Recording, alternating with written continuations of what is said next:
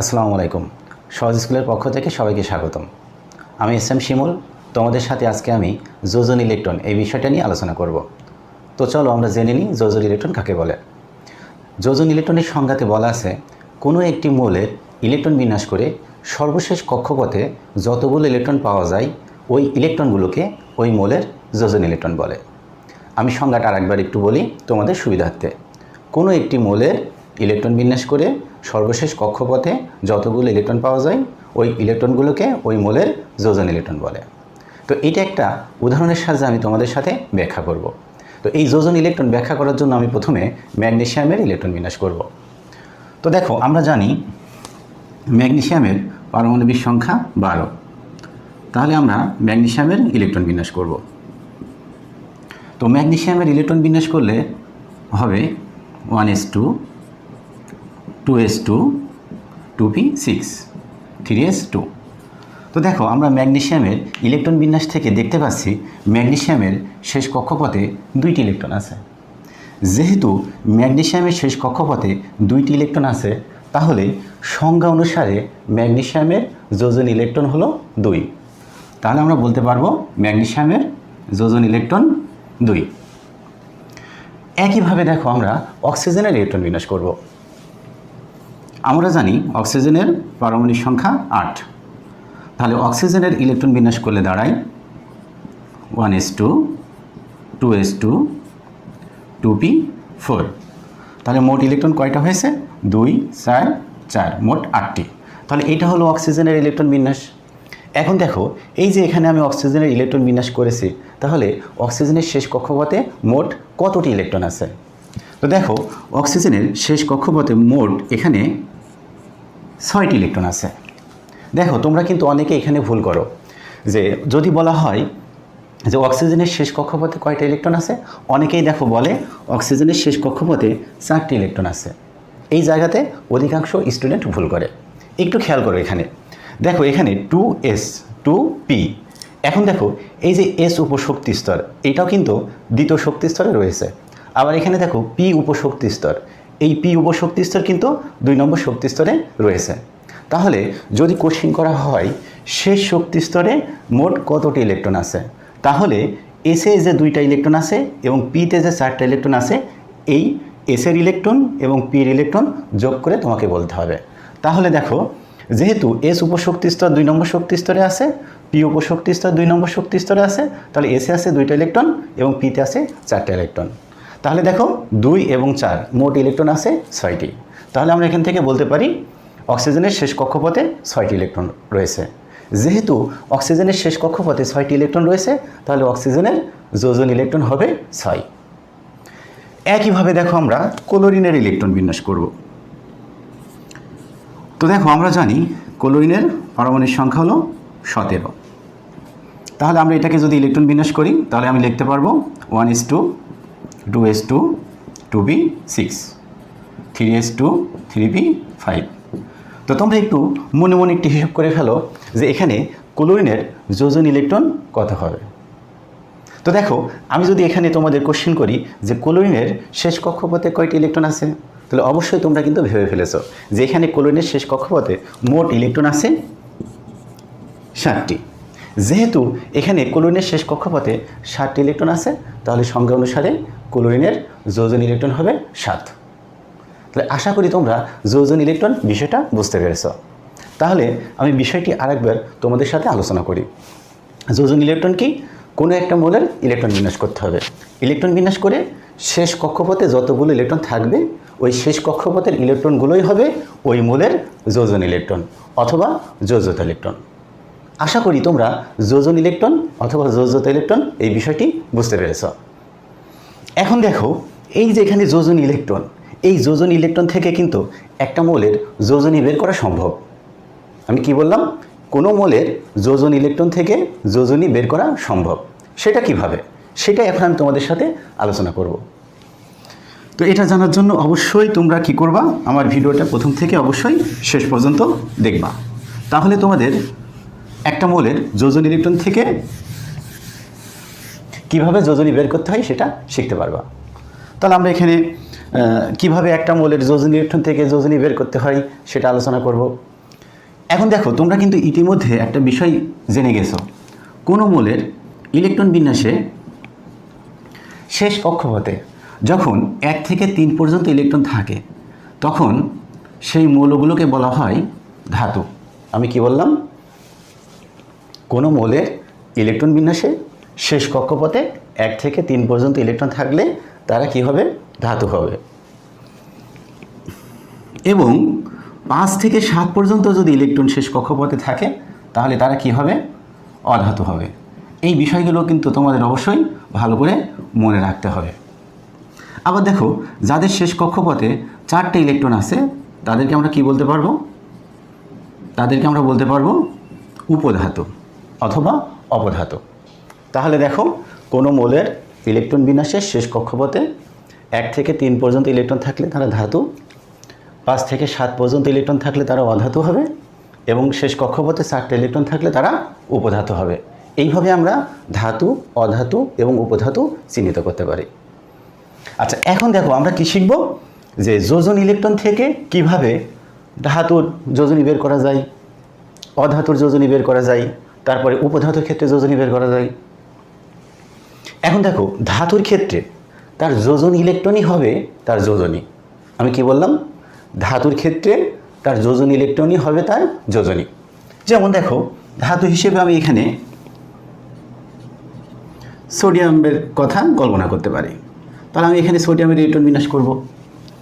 তো দেখো, সোডিয়ামের ইলেকট্রন বিন্যাস করলে এখানে কি হবে? 1s2 2s2 2p6 3s1।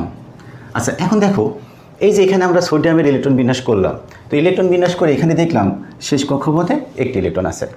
যেহেতু এখানে শেষ কক্ষপথে একটি ইলেকট্রন আছে তাহলে অবশ্যই এটা সংজ্ঞা অনুসারে ধাতু হবে। একইভাবে দেখো, আমি যদি এখানে ম্যাগনেসিয়ামের ইলেকট্রন বিন্যাস করি তাহলে কি হবে? আমরা জানি ম্যাগনেসিয়ামের পারমাণবিক সংখ্যা হলো 12। তাহলে এখানে ইলেকট্রন বিন্যাস করলে দাঁড়ায় 1s2 2s2 2p6 3s2। তাহলে দেখো, ম্যাগনেসিয়ামের এখানেও শেষ কক্ষপথে 2টি ইলেকট্রন আছে, তাহলে এরাও সংখ্যা অনুসারে কি ধাতুর মধ্যে পড়বে। তাহলে আমি বলতে পারি এখানে সোডিয়াম হলো ধাতু, ম্যাগনেসিয়াম হলো ধাতু। তো দেখো, আমি কি বললাম? ধাতুর ক্ষেত্রে যোজনী ইলেকট্রনই হবে তার যোজনী। তাহলে দেখো, এখানে সোডিয়ামের ক্ষেত্রে যোজনী ইলেকট্রন কত? যোজনী ইলেকট্রন হলো 1। ম্যাগনেসিয়ামের যোজনী ইলেকট্রন কত? 2। তাহলে সেক্ষেত্রে আমরা বলতে পারবো যেহেতু ধাতুর ক্ষেত্রে তার যোজনী ইলেকট্রনই যোজনী হবে, তাহলে এখানে সোডিয়ামের ক্ষেত্রে যোজনী হলো 1, ম্যাগনেসিয়ামের ক্ষেত্রে যোজনী হলো 2। তাহলে আশা করি তোমরা বিষয়টা বুঝতে পেরেছো। ধাতুর ক্ষেত্রে এইভাবে আমরা যোজন ইলেকট্রন থেকে যোজনী বের করতে পারি। আচ্ছা, এইবার আমরা অধাতুর ক্ষেত্রে কিভাবে যোজন ইলেকট্রন থেকে যোজনী বের করতে হয় সেটা আমরা শিখব। তো অধাতুর একটা উদাহরণ আমরা দেখব। তো অধাতু হিসেবে আমি প্রথমে এখানে অক্সিজেনের ইলেকট্রন বিন্যাস করতে পারি। তো অক্সিজেনের পারমাণবিক সংখ্যা 8। তো এটার ইলেকট্রন বিন্যাস করলে দাঁড়ায় 1s2 2s2 2p4। তাহলে দেখো, অক্সিজেনের শেষ কক্ষপথে কয়টি ইলেকট্রন আছে? মোট 6টি ইলেকট্রন আছে। যেহেতু এখানে অক্সিজেনের শেষ কক্ষপথে 6টি ইলেকট্রন আছে, তাহলে এখানে ক্লোরিনের যোজনী ইলেকট্রন কত হবে? 6। আবার দেখো, আমি এখানে ফসফরাসের ইলেকট্রন বিন্যাস করব। আমরা জানি ফসফরাসের পারমাণবিক সংখ্যা হলো 15। তাহলে এটার ইলেকট্রন বিন্যাস করলে কি দাঁড়ায়? 1s2 2s2 2p6 3s2 3p3। একইভাবে দেখো তো, ফসফরাসের যোজন ইলেকট্রন কত হয়? যোজন ইলেকট্রন হবে এখানে 3 আর 2 5।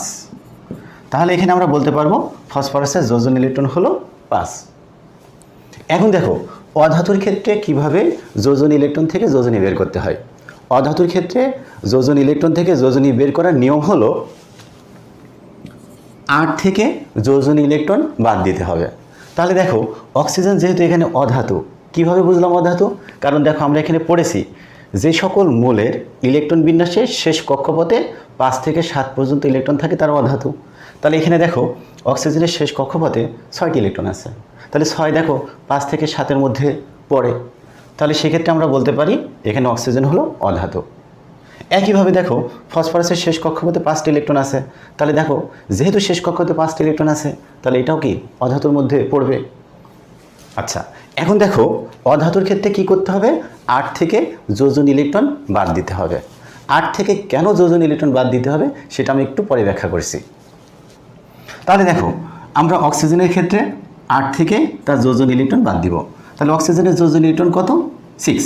তাহলে 8 থেকে 6 বাদ দিলে এখানে কত হবে, 2। দেখো আমরা কিন্তু ইতিমধ্যে জানি যে এখানে অক্সিজেনের যোজনী কিন্তু 2। যেহেতু অক্সিজেনের যোজনী 2, তাহলে দেখো এখানেও কিন্তু মিলে যাচ্ছে। তাহলে 8 থেকে 6 বাদ দিলে কত বের হলো, 2। তাহলে অক্সিজেনের যোজনী 2, এটা কিন্তু আমরা জানি। একইভাবে তুমি ফসফরাসের যোজনীটাও বের করতে পারো। তাহলে 8 থেকে ফসফরাসের যোজন ইলেকট্রন বাদ দিতে হবে। তাহলে এখানে দেখো ফসফরাসের যোজন ইলেকট্রন কত আছে, 5। তাহলে 8 থেকে 5 বাদ দিলে কত হবে, 3। তাহলে দেখো আমরা কিন্তু জানি যে ফসফরাসের যোজনী 3। তাহলে এখানে কি হলো, 8 থেকে যোজন ইলেকট্রন অর্থাৎ ফসফরাসের যোজন ইলেকট্রন বাদ দেওয়া হলো। বাদ দেওয়ার পরে আমরা কি করলাম, যেই সংখ্যাটা পেলাম সেই সংখ্যাটাই হলো ফসফরাসের যোজনী। তাহলে এইভাবে তোমরা কি করতে পারো, একটা মৌলের যোজন ইলেকট্রন থেকে যোজনী বের করতে পারো। তাহলে দেখো ধাতুর ক্ষেত্রে আমরা শিখে ফেললাম, অধাতুর ক্ষেত্রে আমরা শিখে ফেললাম। আচ্ছা, আরেকটা বিষয় আমি বলি, এখানে 8 থেকে কেন বাদ দিব। তোমাদের যাদের রাসায়নিক বন্ধন সম্বন্ধে ধারণা আছে তোমরা জানো যে অধাতুসমূহ ইলেকট্রন গ্রহণ করে নিষ্ক্রিয় গ্যাসের কাঠামো অর্জন করতে চায়। তো নিষ্ক্রিয় গ্যাসের কাঠামোটা কেমন, যে হিলিয়ামের শেষ কক্ষপথে 2টা ইলেকট্রন থাকে এবং বাকি যে নিষ্ক্রিয় গ্যাসগুলো আছে তাদের শেষ কক্ষপথে 8টা ইলেকট্রন থাকে।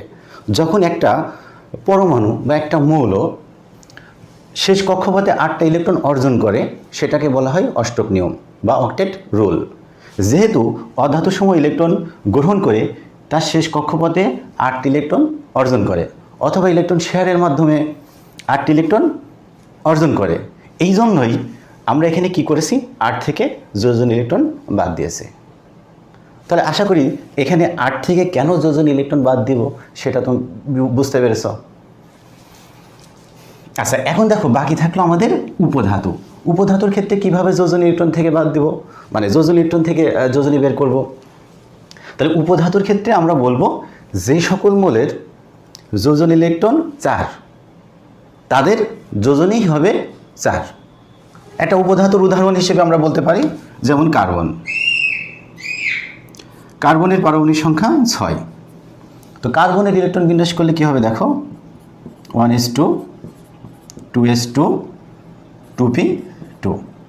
তো এখানে একটু খেয়াল করো, কার্বনের শেষ কক্ষপথে 4টি ইলেকট্রন আছে। যেহেতু এখানে কার্বনের শেষ কক্ষপথে 4টি ইলেকট্রন আছে তাহলে তার যোজনী হবে 4। তাহলে এইভাবে কিন্তু আমরা উপধাতুর ক্ষেত্রেও যোজনী বের করতে পারি। এখন দেখো একইভাবে যদি তুমি সিলিকনের ইলেকট্রন বিন্যাস করো তাহলে দেখবা যে সিলিকনের শেষ কক্ষপথেও এরকম 4টি ইলেকট্রন রয়েছে। তাহলে সংজ্ঞা অনুসারে বা তার যোজন ইলেকট্রন থেকে আমরা সিলিকনেরও কিন্তু যোজনীটা বের করতে পারবো। তার মানে সেখানে সিলিকনের যোজনী কত হবে, 4 হবে। তাহলে এইভাবে আমরা কি করতে পারি, কোনো মৌলের যোজন ইলেকট্রন থেকে যোজনী বের করতে পারি। তো আশা করি আমি এখানে যে বিষয়গুলো আলোচনা করলাম তোমরা বিষয়গুলো ভালোভাবে বুঝতে পেরেছ। আর এখন থেকে আমি নিয়মিত রসায়নের উপর ভিডিও আপলোড করব। তোমরা ভিডিওগুলো দেখার জন্য সহজ স্কুলের সাথে থাকো এবং ভিডিওগুলো বেশি বেশি শেয়ার করো যাতে তোমার বন্ধুরা ভিডিওগুলো দেখতে পারে। এরপরও যদি তোমাদের কোনো সমস্যা থাকে, কোনো বিষয়ের উপর সমস্যা থাকে, সেই বিষয়গুলো আমাকে কমেন্টের মাধ্যমে অথবা ফেসবুক পেজের মাধ্যমে জানাতে পারো। আমি তোমাদের সমস্যাগুলো সলভ করার চেষ্টা করব।